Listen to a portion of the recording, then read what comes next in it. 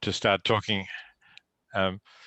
So it's nice to be talking about utopia in one way, because then we don't have to worry about how we get from where we are now to where we want to be. We're just saying, well, what would utopia be like? I should say that's not an exercise that I normally indulge in. Yes, it can be entertaining. There were many books obviously written going back to Thomas More's Utopia, from which the term comes. And in fact, you could say earlier, Plato's Republic is a kind of a utopia, I suppose, at least, or Plato seems to have thought it was. We might not consider it a utopia. But generally speaking, these haven't really been tremendously effective in bringing about the kind of world that they wanted. But it's nice to talk about what we would like.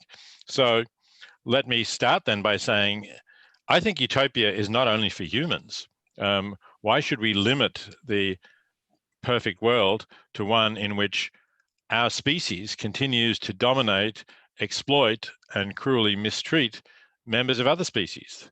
That's not a utopia at all. So a utopia must include one in which we accept that all sentient beings, all beings who have interests, all beings who are capable of feeling pain or pleasure, of whose life we can say that's going well or badly from the internal perspective of that being, they should have good lives too.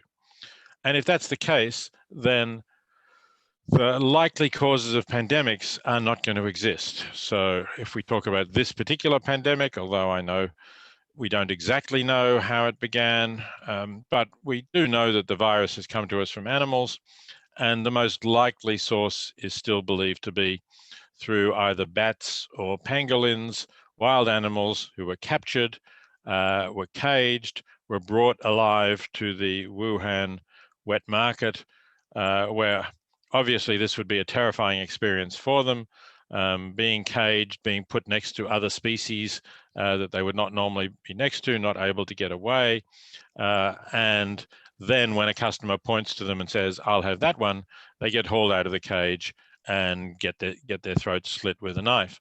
So that wouldn't happen in a utopia, and that particular source of getting viruses from animals would not exist. But also, and I think, in fact, much more importantly, in a utopia, we would not have literally tens of billions of animals locked up in factory farms where they are crowded together. There is no real thought for the well-being of the animal other than the profitability of the enterprise. And after a miserable life in the factory farm, they get rounded up, trucked away to slaughter, which will also be a terrifying experience for them, and killed. And it's important that that would not happen, both for the animals, of course, but also for us, because before the current COVID-19 pandemic, there was the swine flu pandemic of 2009, which was the previous one that was big enough, widespread enough to be referred to as a pandemic. And that came from a pig factory farm in the United States. So other experts have said that factory farms are ideal breeding grounds for new viruses. You crowd thousands of animals together, they're under stress, their immune systems are weakened. Clearly, they're going to be susceptible to viruses, and the viruses can rapidly spread and mutate. And then the human handlers come in, take the animals to slaughter or handle them in some way. The virus leaps to humans, and we get another pandemic. So the way out of this is to stop both of these forms of contact with animals, rounding up wild animals to kill and eat, and factory farming animals. And then I think we will dramatically reduce the risk of a further pandemic. I won't say we'll eliminate it, but I think about 70% of past pandemics and epidemics have been zoonoses, in other words, viruses that have come to us from animals. So we'll reduce it by 70%, and that's a big change. Okay, thank you very much. At this point, obviously, I have a lot of things I would ask, but I really want to give the floor to students to ask the questions to Mr. Singer. So at this point, I will allow students to raise their hands, and if there will be questions. Obviously, yeah, we do have a lot of them already. So firstly, I'll kindly invite Paul to ask the question. Floor is yours, Paul. Thank you. My question is, if an utopia as a measure for ethical actions is lowering and reducing their value, there are two reasons for this thought. At first, every value depends on the intention of the action, and the action must be realized for its own sake, because, for example, behaving right only to get wealthy does not have any value, and therefore the insight in the concrete situation and the value of the things involved is an important part, I think, of making the right decision. And therefore, using utopias would mean not to think about the concrete things, but of an ideal situation that does not yet exist, and therefore lowers the insight, I think. And secondly, a perfect human, as he appears in the works, for example, of Aristotle, Henry Thoreau, or Ernst Jünger, does not have any utopia of his own practical behavior, because he's already doing the right actions, and he is perfect already. And yeah, and therefore I think using utopias as a measure for trying to do the right decision in ethics would mean not to endeavor to be good, but to become good. And this, of course, does not make sense. The aim of ethics is to be a good human and not to become one. And so would you say that we should avoid utopical thinking in practice and start only to think and look at the real things right in front of us? Well, I certainly agree with you to the extent that I don't think that when we make our own practical decisions, the standard of what would happen in utopia is the right way to make your decision. I think that, I'm a consequentialist, as you may know, a utilitarian. So I am concerned with the outcomes of our actions. I'm somewhat less concerned than you seem to be with the intention of the action. I distinguish the praise and blame for the agent, which certainly must relate to the intention of the agent, from whether it's a good outcome. And I think we can say that it was a good thing that something happened, even if the intention of the agent was not good. So I do think that it's important to look at the outcomes, and what we should aim at, though, is not the best outcome, but the action that has the highest expected utility. So by expected utility, I mean the value of the outcome divided by the odds against it happening. So it's a little bit like you can imagine a lottery ticket, right? You could say, well, which is the more valuable lottery ticket? A lottery ticket worth $100, where you have a 1 in 10 chance of winning, or a lottery ticket worth $1 million, where you have only a 1 in 10 million chance of winning. And the expected value of the $100 where you have a 10% chance of winning is clearly much greater than the expected value of $1 million when you only have a 1 in 10 million chance of winning. So it's similar to that with our actions. If we're trying to put this in a more less abstract way than a lottery, if we're trying to think, so this is a question that I do actually get asked sometimes when I speak about effective altruism.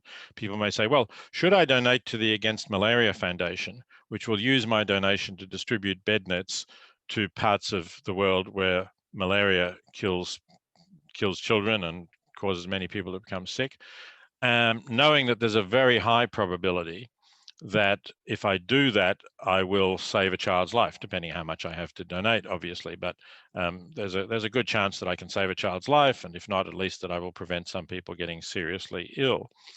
Or should I work for the overthrow of the capitalist system, which I think is a very bad thing? So my view of that is that I don't really think we have any realistic chance of overthrowing the capitalist system in the coming few years, decades. So it seems to me that even if you believe that that would have the greatest ultimate value, that would, if you like, take you closer to utopia, I think that the expected value of donating to the Against Malaria Foundation is much greater. So you can take that as an example of agreeing with your position that we should not be just thinking about utopia and saying, well, it would be a much better world if we didn't have capitalism. We should be thinking about, what can I actually bring about? What's the chances that I will make a difference, and how significant is the difference I will make? Yeah, so to that extent, I'm agreeing with what you're saying. Thank you. Next question we will accept from Mikkel. Thank you. I would like to say that I find your arguments for effective altruism very convincing. And as a consequence, I have even made certain changes in my lifestyle.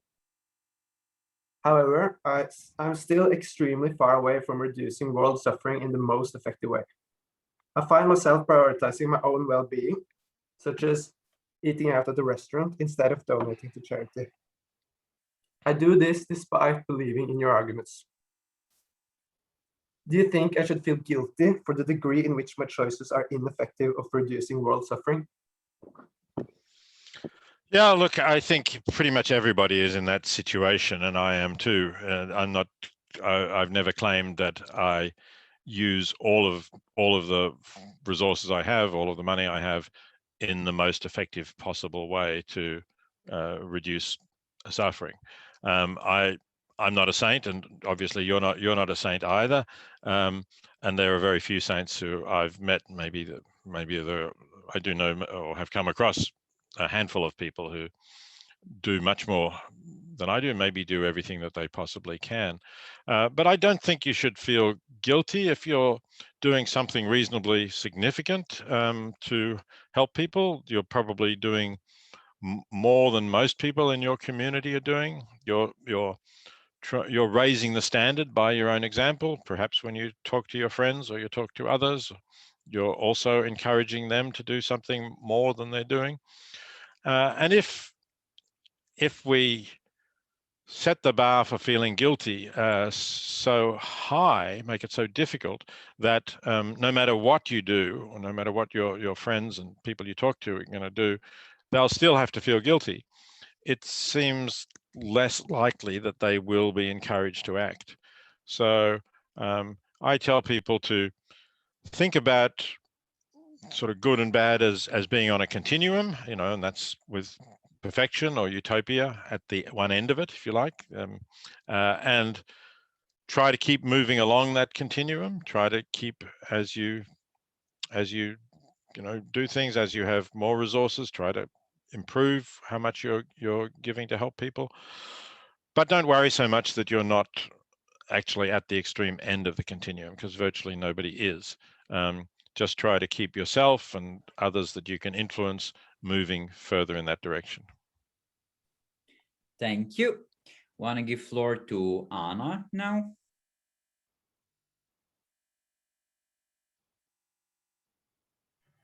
Me? Yes, please. Okay. First of all, I'd like to thank Mr. Singer for all his work. It really is what got me into philosophy, and the whole effective altruism movement I find very inspiring. My question would be, I've recently discovered a field called moral psychology, and as I'm also a utilitarian, I find Joshua Green's arguments for utilitarianism based on the structure of our brains as something that really is a great rebuttal to some of the counter arguments to utilitarianism. Do you think these have merit in philosophy, or do you think they are not all that relevant?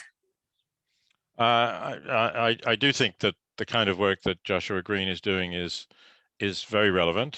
For those not familiar with it, there are quite a number of articles that you will find, some of them dealing with the trolley problem and how people respond to the trolley problem.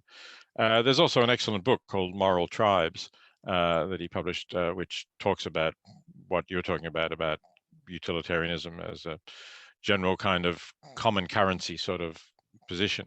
I think there is a lot of interesting work going on in the field of moral psychology. In fact, I've dabbled in it a little bit myself with a couple of other people who are more expert in doing the empirical work than I am. And I'll mention one interesting study that's certainly relevant to this kind of gathering about philosophy is that I worked with a philosopher called Erich Schwitzgebel and another called Brad Copeland to test whether philosophy does affect people's choices, because in fact Schwitzgebel himself was somewhat skeptical about this because of other studies that he'd done that seemed to show that philosophers don't behave any better than anyone else. But we were interested in seeing whether teaching the ethical questions about eating meat would influence students' behavior. And we found a nice way of actually testing this, because it's clearly a difficult thing to do these tests in the real world. Eric had a very large class in Introduction to Moral Philosophy at his university. And he was, and in the class, as well as the main lectures, the students divide into smaller discussion groups. So he was able to get the people taking the discussion groups to agree that half of those discussion groups, randomly selected, would talk about the ethics of eating meat, and the other half would talk about something different. In fact, they talked about giving to charity, but that was just the control. It wasn't, because we couldn't measure whether people were influenced there. But we could measure whether their dietary preferences changed, because most students at this university use their ID card to pay for their meals at the university cafeteria. And the cafeteria had records of what meals were purchased on which days and by which student ID. So we were actually able to test whether after the meat ethics, the number of meat meals ordered by students in that group changed, and whether it changed, whether the control group did not change. And that is what happened. It wasn't a huge difference, but it was a statistically significant difference. So we published that in a psychology journal called Cognition. And I find that very encouraging for anybody doing philosophy, I have to say, because if people say, well, philosophers, they talk about this, but it doesn't make any difference to the real world, here's one pretty clear proof that philosophy classes can make a difference. I'd sort of believe that anecdotally myself, because I've known people who've come up to after my course and said that they stopped eating meat or they started giving more to charity. But to actually show it in a statistically significant controlled trial is, I think, more powerful. So that's just one example of how moral psychology can help. And there has been, it's related, you mentioned Josh Green, but part of his group have been doing other studies just very recently. Actually, I'm in touch with somebody called Lucius Caviola, and he's been working with Josh Green and sometimes with others on what makes people make choices relating to effective giving, what makes people give. The most recent paper that he just sent me a link to was about what are some of the reasons why people give ineffectively. That is, why doesn't everybody think about how can I get the best value for my money when I donate to charity? As pretty much everybody thinks about, if they want to buy a new phone, say, they say, how can I get the best value for my money? What's the best value phone? But when people give to charity, most people don't think like that. So Caviola and I think Green, Green is a co-author of that paper, and there's one other. You can probably look for them. They're doing really interesting studies about what influences people's choices here, and I think it's something that goes together very well with the philosophical questions about effective altruism and how we should live a good life, and it provides a kind of support to it. So thank you for bringing that up and raising it so that others in this group know about it. Thank you. Next one to ask the question, Hendrik, please, the floor is yours. Yes, hello. I remember reading a text from you on abortion in infants where you justify the killing of an disabled infant. So following the idea of utopia, do you have an idea of the perfect human that would live in such a utopia? And if yes, what would it look like? And yeah. Yeah, no, I don't have an idea of the perfect human at all. And I never I did, as you say that it can be justified to end the life of a severely disabled newborn infant. But I never said, I'm going to set the standard. What I said was that I think parents of these infants, since obviously the infants can't make the decision for themselves, so parents should try to inform themselves as well as they can about the condition that their infant has, about the infant's life prospects.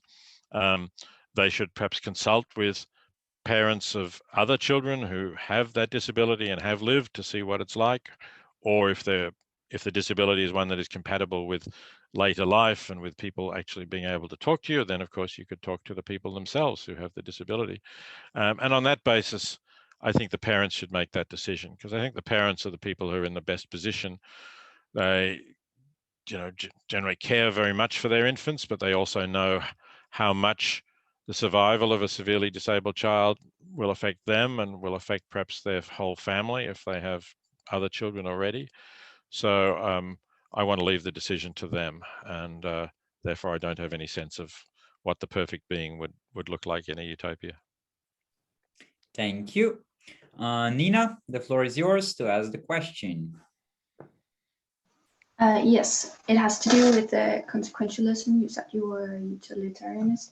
It's because I was wondering in relation to animal rights, like what are the criteria for judging whether or not something will be more effective, or whether you think that something will cause less suffering in the future? Is it like an empirical question relating to the level of cortisol or serotonin you can measure in someone in animal brains or in animal blood, or is it does it have to do with what we would feel in that situation? So we're sort of pretending that we are animals for example, in the livestock sense of it, because in relation to that, I think for once, like concepts like suffering and pain, they are concepts that we are operating with. We have different languages, and in different languages, these words have different semantics. So are we, or would you think that when we're discussing what is better or worse for animals, we should sort of project our own concepts onto consciousness, or a type of consciousness that is not like ours? Mm-hmm. Well, I'm not sure that I want to quite go with either of the options that you mentioned. I certainly don't think that you can measure suffering just by measuring steroid levels in the bloodstream, something like that. You have to interpret those findings, and they may be different, and they may be very elevated by people who go through stressful times, in let's say competitive sports. But they may then later say, I really enjoyed that. So I don't think there is a simple mechanical measure like that. On the other hand, I also don't think that we should think, how would I like it if I was treated like that? Because clearly we are different in various ways, and there may be things that we would hate that animals of other species don't mind, and conversely, there may be things that animals of other species would hate that we don't mind.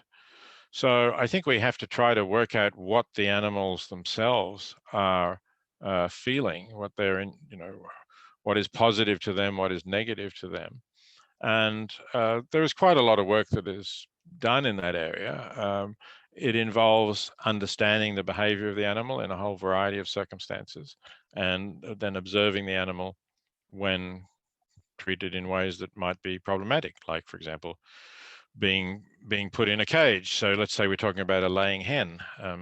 So this is something that was discussed until, I'm not quite sure what the date is, but until I think about 20 years ago in the European Union, it was permitted to keep hens in very small wire cages without nesting boxes, without anything to scratch places. And animal welfare advocates said, this is very poor welfare for the hens. And of course, some of the producers said, no, this is fine. After all, they're laying eggs. That's what we want. No problem. So the European Union Commission set up a scientific and veterinary advisory committee, which looked at this question. Some people did various trials. For example, you can put a hen in a cage and train the hen so that the hen understands that by pressing a lever repeatedly or pecking at a button repeatedly, the door of the cage will open and the hen will be able to go out and maybe go out onto grass or maybe go out into some other conditions. So this kind of work was done, and it was shown that hens would peck for a long time to get out of these cages, whereas some other conditions they wouldn't bother pecking very much if they couldn't get out. So it was generally agreed by the scientific and veterinary people that hens have a strong preference for not being in the kinds of cages they were in then. Now, my guess is that cages are still allowed in the EU. They're larger cages, and they do have to have nesting boxes, and they do have to have some place where hens can sort of scratch their claws. And my guess is that hens would still want to get out of those cages if they could, but maybe not as intensely as they wanted to get out of the other cages. So I think there are ways in which we can work out, what animals prefer, and not even just what they prefer, but how much they prefer it, by, in a way, forcing them to work harder in some situations than in others. So I do think that we have insight into this. And there's a whole, that's just one part of the field. There's a lot of observation of behavior of animals, so people come to learn what is an indication that an animal is content and what is an indication that an animal is unhappy or suffering in some way. It is an empirical question, to go back to what you said right at the start. That's a question on which we need to gather knowledge, and we need to gather knowledge for each species specific to that species. Thank you. Jiva, want to ask next question? Okay, before I ask this, just like to thank you for giving us this opportunity to even speak to you. Just like a few weeks ago, I was studying for my final exams, and you were mentioned multiple times, and it's so weird to speak to you right now. So my question comes from the fact that personally, I'm not necessarily utilitarian. And because of that, whenever I read either your works or works of other utilitarians, I find myself asking about the specific categories of whether or not individuals are actually good or not. So the fact, for example, you mentioned once Bill Gates about being this amazing philanthropist. And oftentimes when I first watched that video, I asked myself whether or not this individual is actually good, since he still lived in luxury and he didn't give enough wealth away. So by that definition, he could not necessarily be good. Therefore, my question oftentimes was, to what degree does individuals have to be guilty or not? And this is similar to what Mikkel asked at the beginning.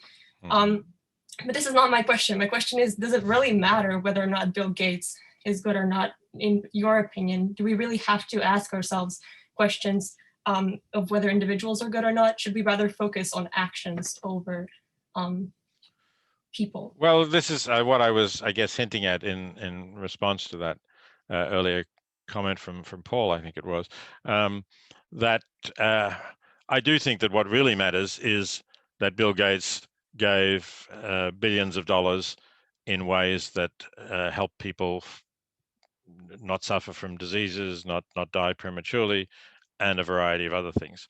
Now, if somebody says, well, but Bill Gates, let's say, go to the motivation rather than how much he still left himself. Let's say Bill Gates did this because Microsoft was getting a lot of criticism, and he thought that setting up a foundation would deflect some of the criticism from Microsoft, and he cared about that. He cared about the reputation of Microsoft more than he cared about the children whose lives he was saving, right?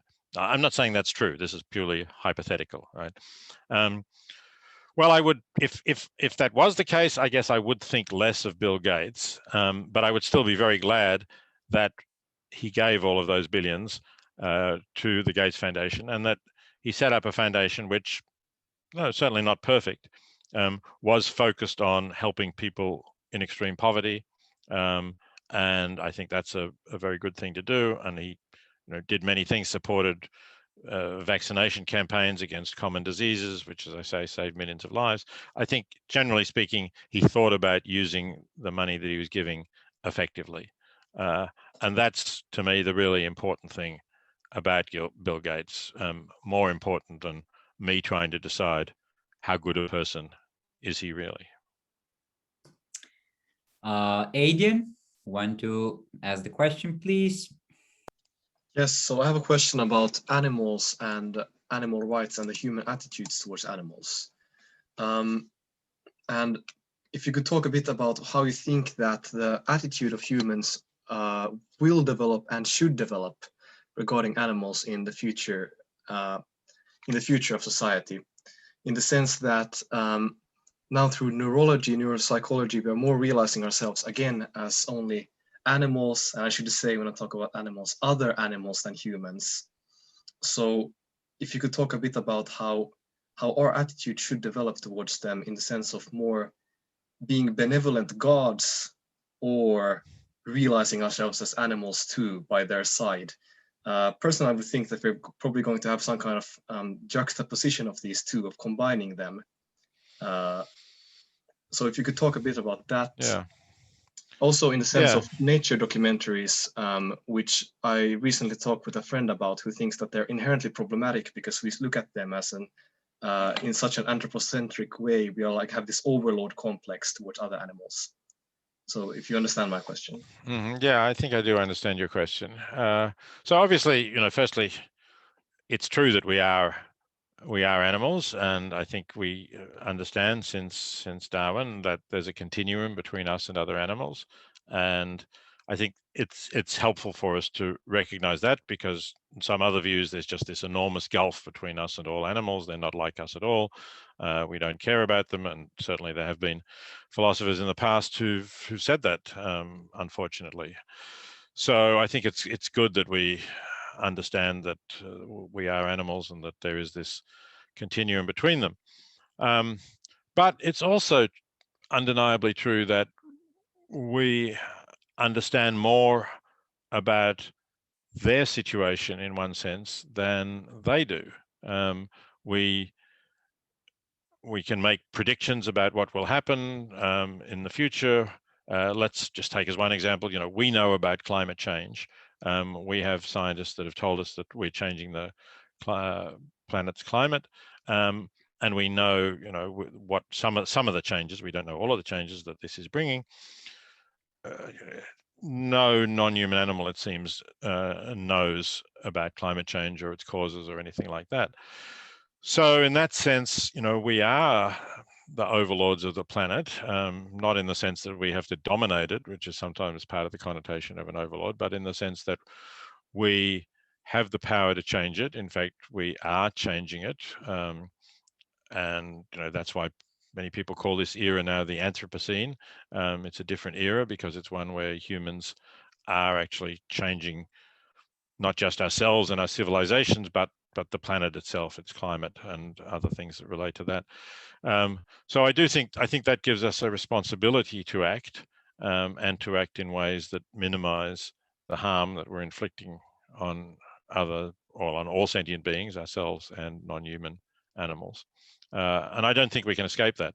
Now, maybe there's something about nature documentaries that loads it on in ways that are not particularly helpful, but I think you have to recognize that we have changed the world so much that in a way there's now more of us. If you add up the biomass of both the human population and our domestic animals, the majority of which of course are farmed animals, that is greater than all of the other animals on the planet. So yeah, we do dominate the planet, unfortunately, and we can't get out of that situation. We have to try to change the impact of our domination to make it a better one. I don't think that we can now just say, well, we're going to stop, stop being the overlords of the planet.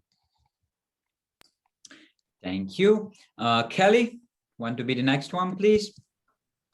I wanted to ask you about your stance on animal rights, because it states that we should treat any sentient being in a moral way since they're capable of feeling suffering. But if we take like an entirely non-interventionist stance against animals and just like observe them from far away, then how exactly do you plan on getting like technological development? Because to an extent, like I thought that getting more technological development would be able to also increase the happiness on a utilitarian scale. So do you think that we should try to come up with like other alternatives for technological development that doesn't use animals as a means, even though the progress might be a little slower? Well, I'm not a Kantian, so of course Kant doesn't think that animals count as ends in themselves. He thinks they are means. But if we take a Kantian who I think has a much better view of animals, the American philosopher Christine Korsgaard, she thinks that Kant simply made a mistake in saying that animals are not ends in themselves. She thinks they are, and that a more enlightened Kantian approach would say that animals are ends in themselves. And if you go to that point of view, or if you go to a kind of more absolutist animal rights view than I hold, you might say that we are never justified in using animals as means, even if that's the only way to make some major breakthrough that will greatly reduce suffering overall, even when we include any suffering that is experienced by the animal who we're using as a means. So that's not my view. I don't have an absolutist position against using animals as means. I do think, though, that because they are sentient beings, if we use them, we should firstly minimize any suffering that they will experience, try to make their lives as good as possible, despite the fact that we're using them as a means. And the end must be one that clearly justifies any harm that we inflict on them by being a much greater, more important end for a larger number of beings. So I think that we can still make progress in technology using animals where it is absolutely unavoidable to do so. But generally speaking, and this would apply to a lot of the experiments that are done on animals, generally speaking, we should try to find other ways of advancing technology that don't harm animals. Often we use animals simply because we don't give any weight to their interests, and therefore it's simple and cheap to do so. But if we did give proper weight to their interests, we would often say, no, the costs are too high. The costs for the animals are too high. And either we don't do this at all, or we find a different way of doing it. Thank you. Ivan, floor is yours. Yes, thank you. So my question would be a bit of a follow-up to Mikkel's about the whole continuum of what we should and how we should achieve good, because as good as it is in a personal level for me, so I don't go to a restaurant once, twice, 3 times. I feel like on a philosophical level, it's still a bit of a slippery slope to either side, or to complete saintness or to nihilism. And I would like to ask whether you think it is, first of all, possible, or we should even aim to establish some sort of philosophical framework as to where we should stand on this continuum spectrum, whatever you would like to call it, or if you think that just like Utopia, that's not necessarily a worthwhile endeavor. Yeah, I find it very hard. I mean, there may be other positions that give you some way of saying what is enough without going to the extremely demanding position of saying, if you could do more, if, let's say, the money that you spent on the restaurant meal had been given to the Against Malaria Foundation, it would have done more good than it did for you in buying you that meal. And that's going to be an extremely demanding standard. I think you won't be going to many restaurants, and those that you do will only be the very inexpensive ones, I suppose. Maybe that is the right answer, and maybe that is what you should be doing. I think Mikkel asked me whether he should feel guilty about going to the restaurants, and I said no. So I think these are slightly different questions. If you say, what ought I to be doing from the moral point of view, then I suppose I would say, well, really, if you're asking me this, perhaps especially in the context of a program that's talking about utopia, really, you shouldn't be spending anything on any luxuries where if you gave them to an effective charity, they would do more good. But that's different from saying, at least in my way of looking at the structure of morality, it's different from saying, what should I feel guilty about? Because when you ask me what should I feel guilty about, I'm answering that again from a consequentialist or utilitarian perspective. Decisions about what you feel guilty about are going to affect your actions and affect the actions of others. And I don't think it's productive to feel guilty. Let's say you're giving away 10% of your income and you're not Bill Gates, you can sort of notice the difference that 10% makes, but you're still giving it away. Well, that's, a lot more than most people are giving. And if that still leaves you with a bit to go to an occasional, not too expensive restaurant, fine. I wouldn't torture yourself with guilt about that. Thank you. Alina?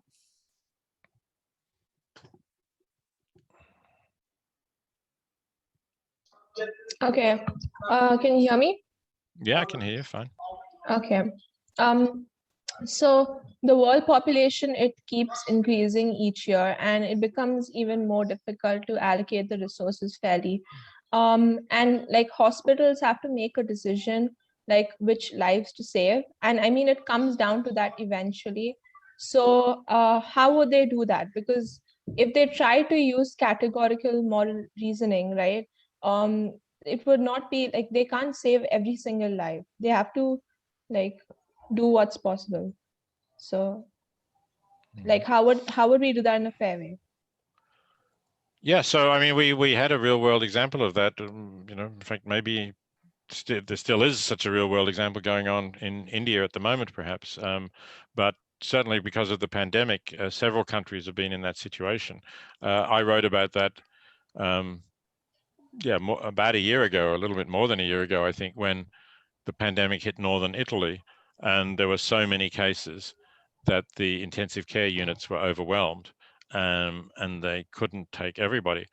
Now, traditionally in medical ethics, the rule is first come, first served. So if you go to the emergency room and they decide that you need to go to intensive care, you go to intensive care, assuming that there's a vacant bed there, and you get that vacant bed in intensive care, and you stay there as long as intensive care can help you improve your chances of survival or minimize the damage you have. And if somebody else comes along and the intensive care unit is now full, that doesn't matter. They get turned away, they maybe try to find a bed in a different hospital, but you still have your bed. Now, during the pandemic in northern Italy, a group of doctors looked at this issue and they decided that that was not the right way to do it. That because some people needed some people were so ill that they needed intensive care, but the chances of them surviving were quite small, or perhaps they were very elderly, and even if they did survive the coronavirus, they would only have a small number of years left to live. So the doctors said that essentially we should, if the intensive care unit was full, then we should admit younger people who had a chance of living for more years and had a better chance of survival than people who were very elderly and had low chance of survival. And I think that was the right decision. And I think that can apply in other cases as well. Again, what you're looking at, going back to one of my earlier answers, is this question of the expected utility. So if somebody, let's say somebody has only a 10% chance of survival, and if they do survive, they will probably have a life expectancy of let's say 2 years. So, a 10% chance of 24 months is 2.4 months. Whereas somebody else maybe has a much greater life expectancy, perhaps a similar chance of survival, but a greater life expectancy. So the expected utility is greater. Or, you can play around with the life expectancies and the chances of survival. But what you should be looking at is the policies that will not just save the greatest number of lives, but save the greatest number of years of life. And in some calculations, you might try to take quality of life into account as well, but that's much more difficult to measure.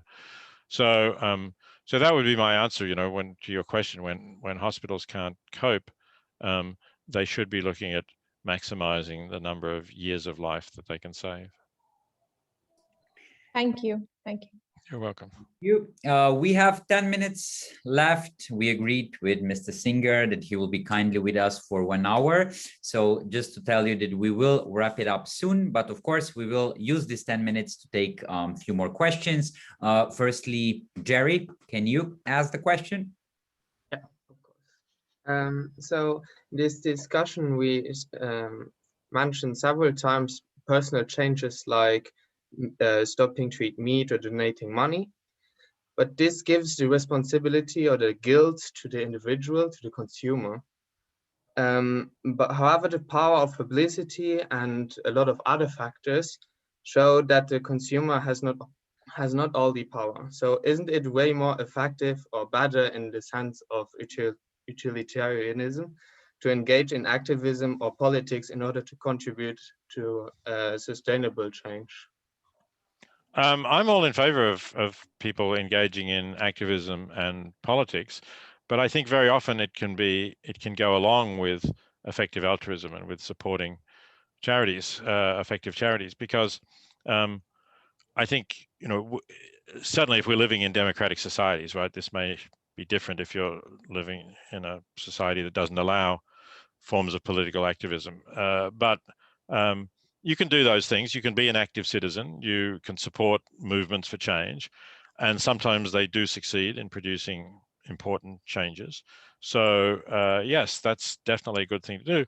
And, you know, it's usually not costly. Now you might say, well, but maybe the movement I'm part of needs some funds. It needs to, whatever it's doing, set up a website or organize people in some way. So I think that that's okay too, depending on the chances that you have of success. So, you know, I think you have to have some way of saying this strategy could work. This strategy could produce a big change. And then what I've been saying about expected utility might show that you should donate your funds to that movement, because it might be that the utility will be so great if the movement succeeds that even if the chance is very, very small, it still works out. But you know, if there's no feasible route by which the movement is going to succeed, then I would not support it, and I would say better to put both your energy and your resources into making a smaller but still significant difference to some people or community than to sort of basically, you know, bash your head against a brick wall where you're not going to knock down the wall. Thank you. Alexandra, can you ask the next one? Yep. I originally had one question, but in order maybe somebody else will have the time to ask one more. So basically, if we're talking about generally effective utilitarianism, we're saying that there is somehow, we have an ability to help somebody when we believe that there is such a possibility. And the question that I have is that if we have a situation where, for example, in case of adaptive preferences or anything else, when we have an individual or a group of individuals who are used to the problems that they have and believe in the normality of having such problems and are not effectively or actively fighting these problems, and we have the ability to help them in some way, do we generally have the right to convince them that these problems are more serious than they think they are? Do we have the right to actually help them, if not in comparison with other, like using our resources for something else, but generally, do we have the right to help in such a case? Yeah, that's an interesting situation. I think it's relevant whether the reason that they're not so concerned about their problems is that there's some information that they don't have perhaps about what the alternatives are, or perhaps they believe falsely that they are just born into an inferior position, right? Imagine somebody who is part of the Dalit caste in India and thinks that by being born in that caste, they shouldn't have opportunities to do anything except the professions that the Dalits were supposed in the caste system to occupy. I think it would be reasonable then to say, look, there are a lot of people, including a lot of Dalits, who don't accept this view of being born into a caste being your destiny. And you might want to think about that, and why are you different from others, and why should others enjoy privileges that you don't? Isn't that perhaps a system that was, supported by the people in the upper castes who have a better life because of that? So I think there are certainly things that you can say to awaken people to their problems, and perhaps, open their eyes to the fact that they're oppressed and being exploited. But if they understand all that and they still say, no, I think this is quite a good life for me, and I'm not troubled by what you see as the problems about the way I should be living, that's your view, but I understand all of the relevant facts, and I'm, not troubled by this, and I don't want to try and change things. I'd say at that point, there's nothing more that you can do, really. You can't force people to do something to adopt values that they don't hold. Thank you. Maybe Frederik, if you want to add one more. Hello.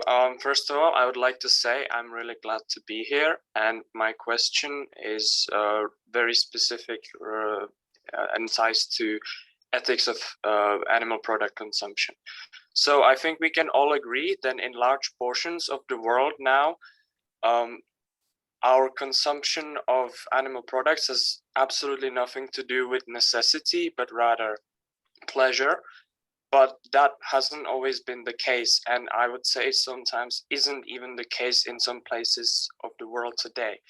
And I would like to know if you think that there's a line, and if so, then where is the line? When do you conclude that it's necessary for people to consume some levels of animal products? Now, specifically, I'm thinking about a case, for example, of some communities who have livestock which isn't raised in terrible conditions. They go on fields and plains, but they maybe would have survived without the animal products when it comes to calories, but maybe they wouldn't have all the amounts of nutrients. Simply, I would like to know, where is the line? Yeah. No, look, I think that there certainly can be cases where people are justified in consuming animal products, or justified in giving them to their children, and like where without them, the children's growth will be abnormal, will be stunted, or they will suffer from other forms of malnutrition.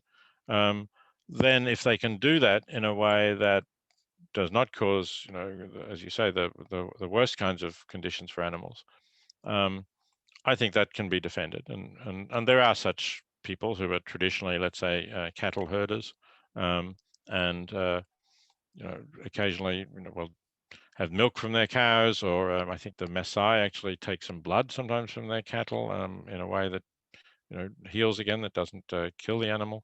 And no doubt occasionally they do eat meat from the animals, although rather rarely, I understand. So yeah, I think those traditional lifestyles can be justified where they're part of achieving a reasonably normal sort of health. Again, I'm not an absolutist in saying that it's always wrong to eat animal products. I think everything does depend on the circumstances, both of the animals and of the consumer.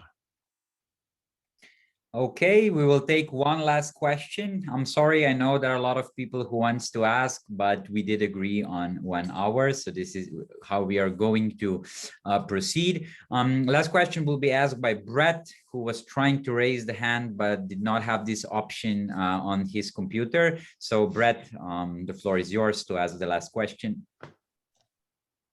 So if suffering is intrinsically bad, and it's our moral obligation to minimize the suffering of animals, then do we have the moral obligation to minimize the suffering of we as humans inflict on animals, or do we also have the moral obligation to minimize the suffering that animals naturally feel in the wild? Oh, I see. So I think that if we could minimize the suffering that animals experience in the wild without disrupting the ecosystems on which they and sometimes we depend, that would be a good thing to do. But generally speaking, when we interfere with animals in the wild, we tend to mess things up. We don't understand all of the ecological consequences, and things go badly. But in principle, I would say, we should focus on the suffering we're inflicting on animals. But if we can, in addition, or maybe after we've dealt with this, stopped inflicting suffering on animals themselves, if we can make the lives of wild animals go better without having unfortunate ecological consequences, side effects from what we're doing, that would be good. But it's obviously very difficult to do, especially when you have predators who need to kill animals to eat, and don't really have methods of killing them painlessly, or aren't aware of any need to do that. So it's pretty hard to see how you would eliminate suffering in the wild unless you're actually just going to eliminate all of the predators and have some population control for the prey so they don't expand. And then, of course, you come into conflict with a lot of environmental values and values of preservation of species, which many people also value highly. Thank you so much, Mr. Singer. I really do appreciate that you did respond to our invitation. I think this was an amazing experience for students to be able to discuss this with you. I personally also enjoyed the discussion. We are going to close this session here. Is there anything maybe you would like to add for the end, Mr. Singer? Well, I'd just like to say that I was happy to accept the invitation, because it's always great to have a lot of young people studying and thinking about philosophy, and especially thinking about ethics, and particularly, this nice idea that people can be involved from all over the world. Philosophy should be something that is thought about and discussed all over the world, and I think increasingly it is being so. Of course, there are different ways of discussing it in different cultures, but I think we can have a general conversation about these things with people from many different backgrounds and cultures, and I've been pleased to do that, and happy to talk to you.